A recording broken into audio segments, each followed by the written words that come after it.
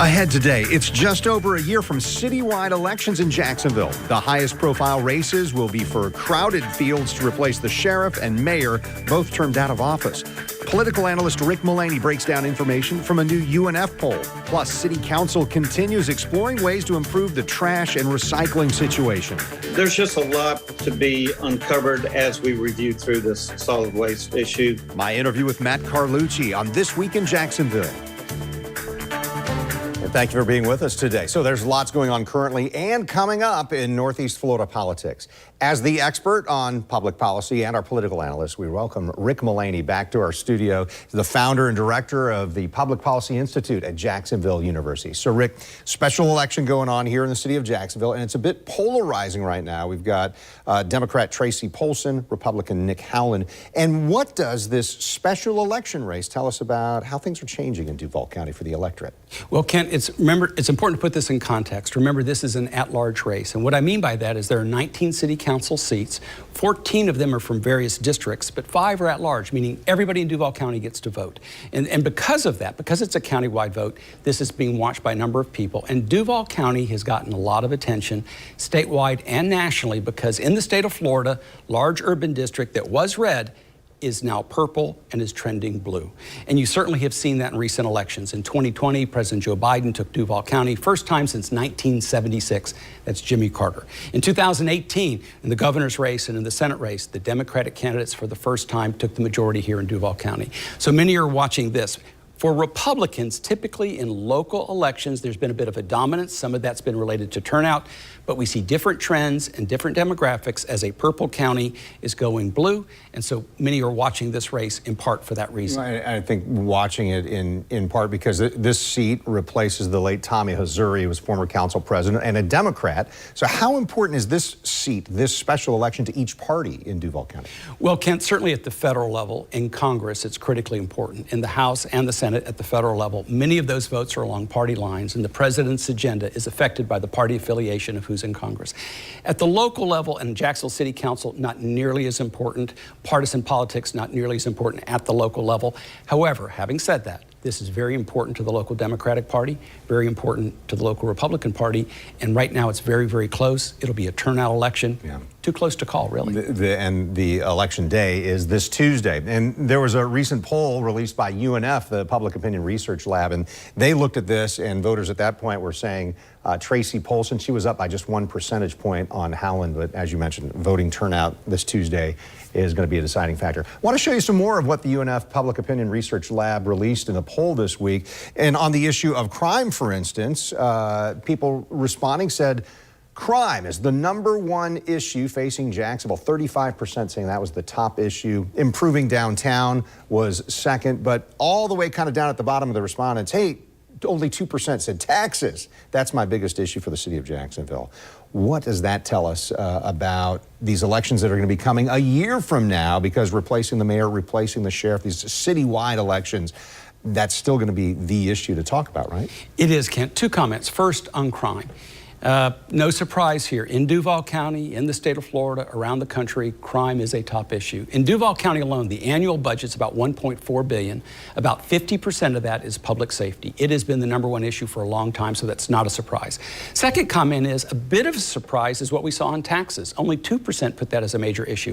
What's even more interesting is that we just passed a half-cent sales tax increase for education, and then last spring we passed a 6 cents addition to the gas tax for public infrastructure, which suggests that when the superintendent, the school board, and community leaders made the case to the public, and when the JTA with Nat Ford and the mayor's office made the case to the public that those tax increases were supported, that is a different environment today than it has been historically in Duval County, which was strongly anti-tax.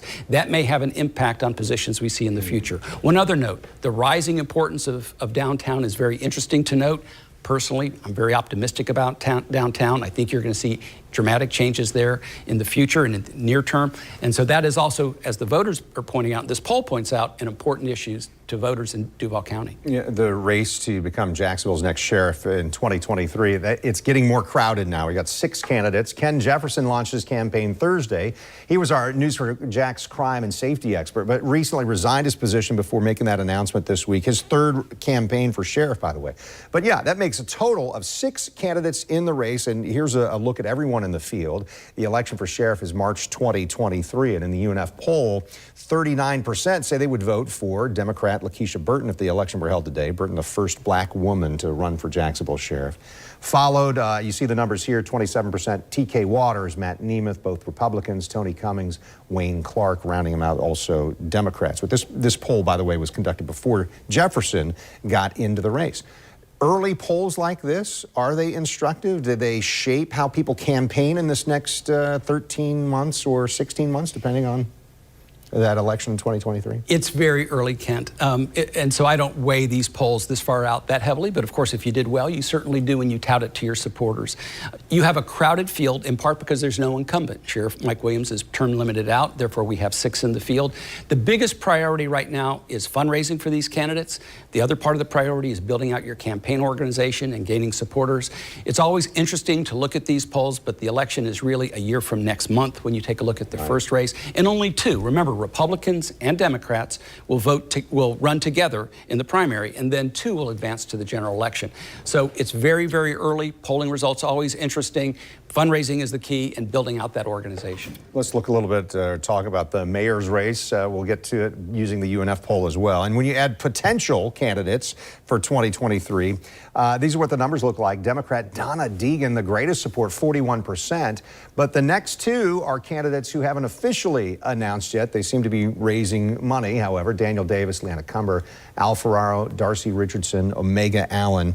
When it comes here, what do we learn from this? Is it surprising at all that Donna Deegan, first time in a mayor's race here in the city of Jacksonville, is at the top of that poll? Well, a couple things to keep in mind, and I'll repeat myself a little bit. Remember, it's early. It's very early. We're more than a year out. And second, it also shows you how the changing dynamics of the race can affect it.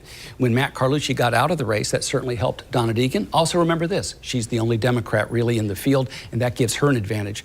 This could change dramatically if somebody else enters the field, particularly on the Democratic side. As it sits today, she has a good pathway to the runoff as the only Democrat. However, you don't know who else is going to be in the field. It certainly is good news for her, however, and she can certainly use that kind of polling to help her with fundraising in her campaign. For the others, they recognize that it's early in the campaign, but again, it's a long way off, and we don't even know if the field's complete yet. Right, and one of those notes is that we're even hearing that State Senator Audrey Gibson, Democrat, former minority leader in the Senate for Democrats, she may be interested, but no announcement there, just like some of the other candidates.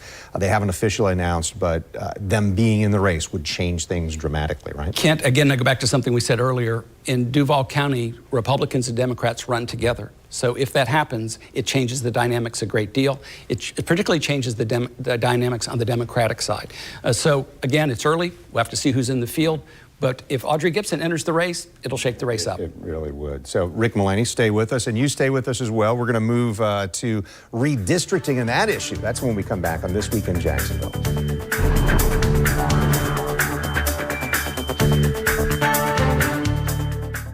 Harold and Harold's been in this community for decades. Knowing what we're doing makes a big difference in us being able to resolve cases for clients. That can be negotiating, cooperating, communicating with the other side to seek the best results for our clients.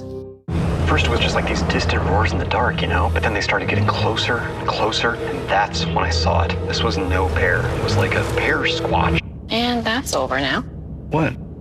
Dad, what's a bear squatch? It's a cross between a bear and a sass. It's made up. With capability comes responsibility. The legendary 2022 Lexus GX with Apple CarPlay support. He's usually sleeping. He'll never sleep again.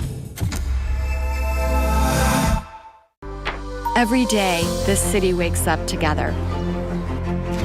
There's an energy. Can you feel it?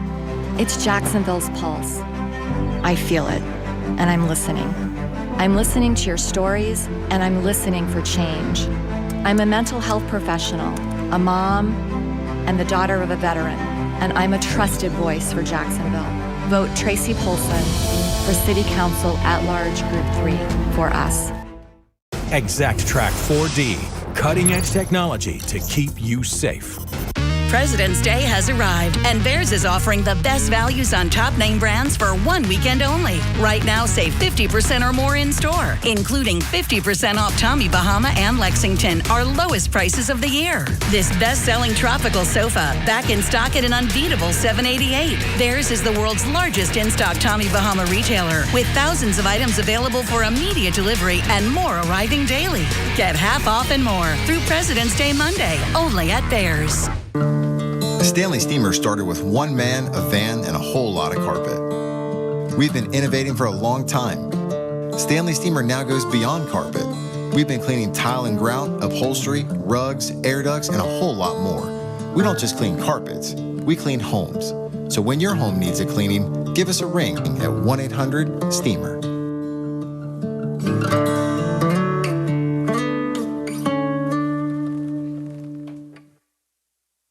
It's the weekend, and we know accidents can happen anytime. That's why we're here for you 24/7. Don't wait until Monday. Call Farah & Farah. X-rays, scans, pain meds. You think these emergency services wouldn't cost you nearly 50 grand? Think again. How would you like to wake up and see a bill for $47,000 not knowing how you were going to pay it? The I-Team digs into trauma centers charging big-time fees for the price of admission. I thought maybe they made a mistake. It was a glitch. A warning for all local families, the little-known fee that could be driving up the cost of insurance for all of us. Sticker Shock, Tuesday starting at 5 on News 4 Jax. You're watching This Week in Jacksonville with Kent Justice. JU Public Policy Institute Director Rick Mullaney is with us today. Rick, redistricting is happening as it does every 10 years. The census comes out and then there's a, hey, how do we reconfigure things? Happens on the congressional level, happens for state lawmakers, even for local representation like city council. Very controversial though, and it seems to me this year even more so. Is this always how it is? Every 10 years? Yes. The short answer is it's always controversial. If you go back 10 years ago to 2010, it was really controversial. It ended up in litigation, and the Supreme Court ended up drawing the maps. So the short answer to the question is yes. Keep this in the national context. Every 10 years, as you mentioned, we have a census. We have redistricting. Here in Duval County, of course, it's the city council with the local districts for city council and the school district. At the state level, keep this in mind, the legislature, the House and the Senate seats are being withdrawn. The governor cannot veto those maps. However, for the congressional maps, and there's 28 this time, the governor can veto those. And certainly what you're seeing now is a map being submitted by the House, a map being submitted by the Senate, and of course now a map has been submitted by the governor. So in answer to your question, every year it's a bit controversial. If you look around the country, there are some states that have Democratic control in those legislatures, such as New York, a little bit of an advantage to Democrats. Some people look to Florida and say they expect the GOP to try to gain a little bit of advantage. Well, I want to show you this. Congressman Al Lawson represents Florida District 5, and that has been very controversial this time. Governor Ron DeSantis wants to eliminate gerrymandered districts like the Al Lawson district. It stretches from Jacksonville across North Florida to Tallahassee. It is a minority access district, so help people understand what that means, I guess, and why this is important, this specific district. Well, Governor DeSantis claims that this is unconstitutional gerrymandering, and he's certainly correct that it's gerrymandering. If you look at the district, the 5th Congressional District, running from Jacksonville to Tallahassee, whether it's unconstitutional or not is a closer question and a difficult question because it's a minority access district. It's affected by the Voter Rights Act from the 1960s. It's also affected by the Fair Districts Amendment to the Florida Constitution in 2010. And remember this, in 2010, the Florida Supreme Court actually approved this map. So for Governor DeSantis, his objection, one of his concerns is this map because it's gerrymandered, which it clearly is. But remember, there are about 4 of these minority access districts in the state of Florida. Going into this year, Florida had 27 congressional districts. We've added a seat. We've added a seat. We've added the 28th. So we have to redraw the lines. The House and the Senate have been relatively conservative in the maps they've submitted. They have a memory of 2010 when it got litigated and how difficult this was. The governor, of course, believes that he will actually increase minority access because by breaking this down, he believes it gives greater opportunities for minority districts. Minority, not the technical term minority districts, but for minorities to win in districts. That's his argument. But this will be, Kent, this is hotly contested. The governor is being criticized by Democrats, as you would expect, Al Lawson, and even members of his own party, the Florida House and Senate, both Republican, have submitted maps in which Congressional District 5 is left intact. So I want to point out the governor has submitted 2 maps now. The most recent one, there's a new District 3, and it drops right into Jacksonville, goes up through Nassau County. And analysts count the population of black voting age residents 31%. But in the existing District 5, the black voting population is 42%. So I think that's part of where the pushback comes to the governor's maps, and that reduces the impact of minority votes there. It does, but it also gives the governor his argument, because remember, under the Fair Districts Amendment in 2010, the districts are supposed to be compact. They're supposed to be drawn along geographical and political boundaries.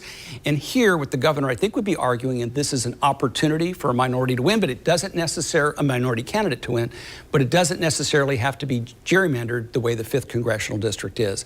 So there's a lot of back and forth on this. And by the way, Kent, there's also a lot of, this is a dominoes. This has an effect in other districts throughout the state. Be careful what you pray for, because you may not know what the consequences will be in those districts. Right now, Republicans have an advantage of 16 Republicans versus 11 Democrats when it comes to the Florida congressional delegation. And by the way, 2022, this year, November, really important as to whether Republicans or Democrats are going to control the House, and Florida figures in that calculation. Well, and so one last note there, a newly reshaped District 11 on this map proposed by Governor DeSantis. A lot of the area is what is currently in District 5, includes more of Gainesville. Many believe that that sets up the current representative, the Republican, Kat Cammack, to be able to win in that district. So it seems like there's a lot of chess moves going on here on the board, right? Kent, there are, and it's a very complex subject. It's very, very difficult, and for Kat Cammack, she is already in a safe district right now. You can see even some Republicans will be concerned about shifts in this map because it can affect who's in your district. Remember, I'll say this from trial work, the first question is who's on your jury? And that's the question here, who's in your district? If the district is predominantly Republican or predominantly Democrat, it may give you an advantage. But the law really is against trying to stack districts in that way. They want it to be fair, they want it to be balanced, they want it to be compact. And the governor's argument is that some of these are being gerrymandered, and he wants to do it in a more compact way. The Democratic argument is that the consequence of that will be to reduce minority representation in Congress coming out of Florida. Only about 30 seconds here, but the governor did something unusual. His first map, he said, hey, don't vote on this. I want the Supreme Court to tell me whether or not it's constitutional. He did. Unusual. It is unusual, and you may have noticed that the court sent it right back without deciding, and what they said was something we've been talking about, that this is fairly complex, that the notion here is that you do have the Voting Rights Act that applies here, you have the Florida Constitutional Amendment from 2010 that applies here, the importance of minority districts, but you also have minority access districts, but you also have this anti-gerrymandering concern and this desire to have compact, fair districts, and the governor argues that's what he's trying to accomplish.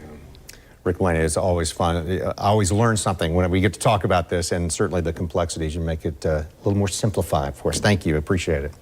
So stay with us, and when we come back, my visit with Jacksonville City Councilman Matt Carlucci. The Jacksonville natives hopes for a special committee on solid waste removal. That's next.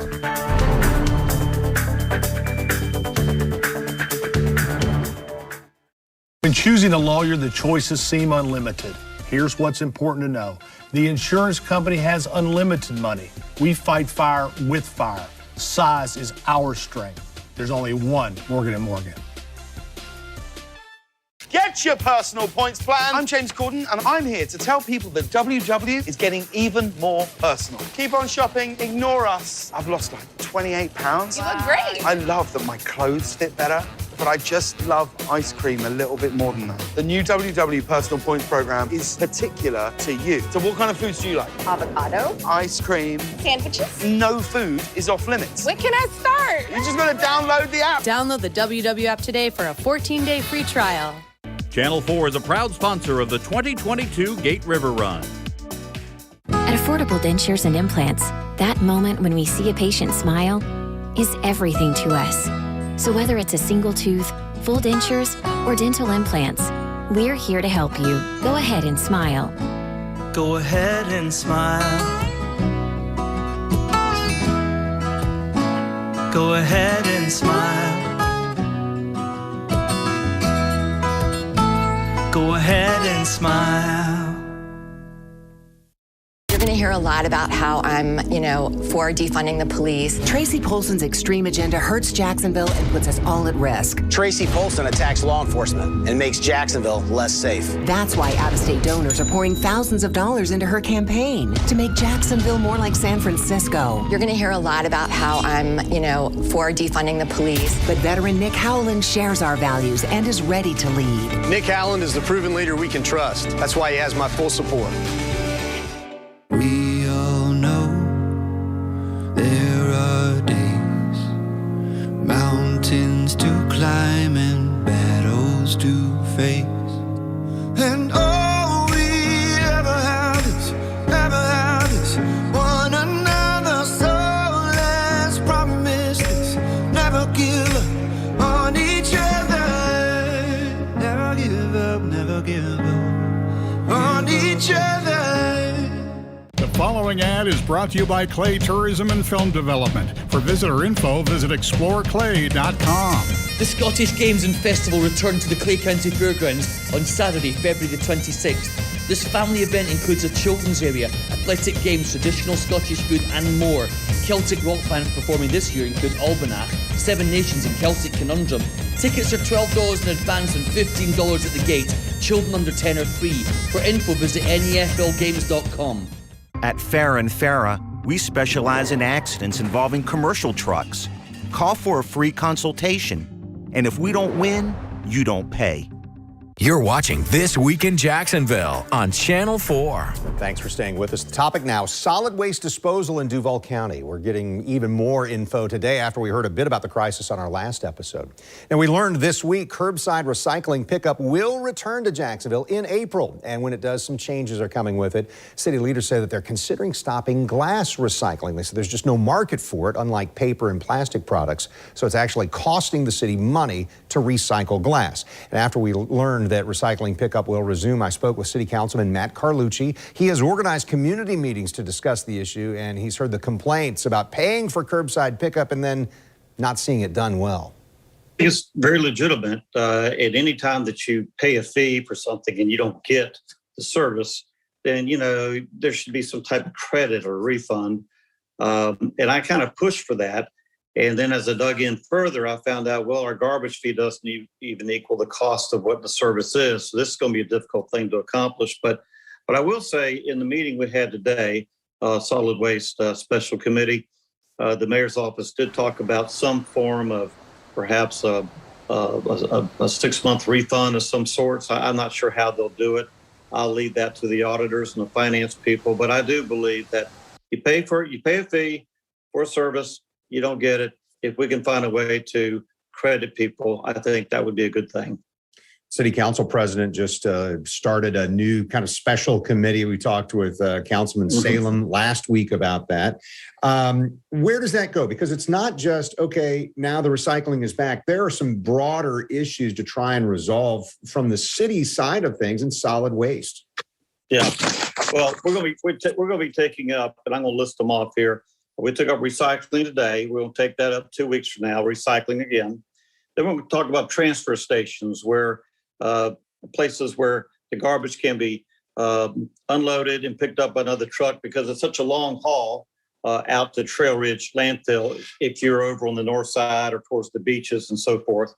Then we're going to talk about the solid waste fee, which is the garbage fee, the current status of the solid waste companies, new technologies, and then we're going to jump into recommendations on what we need to do. But we want to look at the whole issue of solid waste, not just recycling, but the whole. That's the charge from the council president.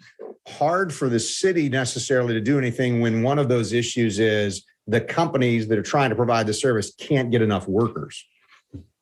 Well, apparently they're making some progress on that. So that would be good news. There is a labor pool issue, but the waste haulers are giving people signing bonuses to sign up to tribe up to $5,000. They're increasing their pay and benefits. But it's a strange time. I've never seen anything like this when you have so many openings for jobs and so few people wanting to apply. But But apparently they're making enough progress. They think by April the 4th, they'll have enough drivers. Now, I do think that when we start back on April the 4th, it will not be perfect. There will still be some missed pickups. We're going to have to kind of wade into these waters, carefully. But I think the goal is to get back to some normalcy starting in April. And but there'll be some problems that will have to be worked out as there is with everything.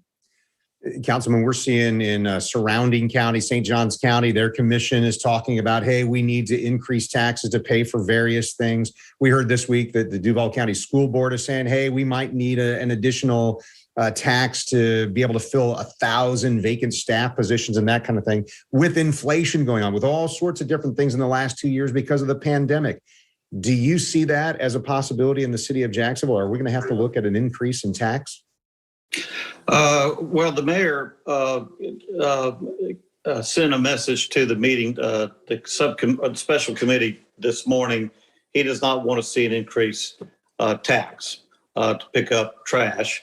So it's a good time for us to be meeting now, because when we get into July, that's when we start. They start finishing up their budget and they present it to us as the legislative body, and we start picking it apart and going through it.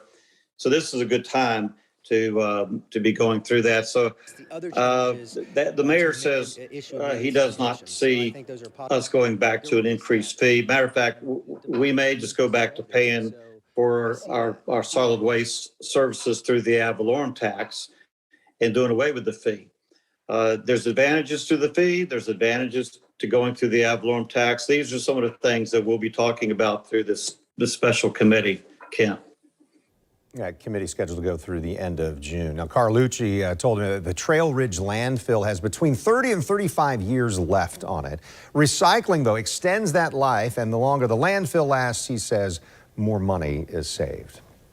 All right, so a reminder for you, Tuesday is a special election in Jacksonville. This comes down to Tracy Polson and Nick Howland, the candidates to replace Tommy Hazuri on City Council. You need to learn more about the candidates in the special election. We've asked both a series of questions, such as the top issues that they see the city facing in the years to come. Also, if you need help locating your voting precinct, then you're going to find a link to a very helpful tool. We posted both those things inside this story on the homepage of news4jax.com. All right, thanks for being with us today. Chris Hand joins us next time as we talk about participating in local, state, and federal government. This Week in Jacksonville airs each Sunday morning at this time. I'm Kent Justice. Thanks for watching on air on Channel 4 and the CW17 and online at news4jax.com.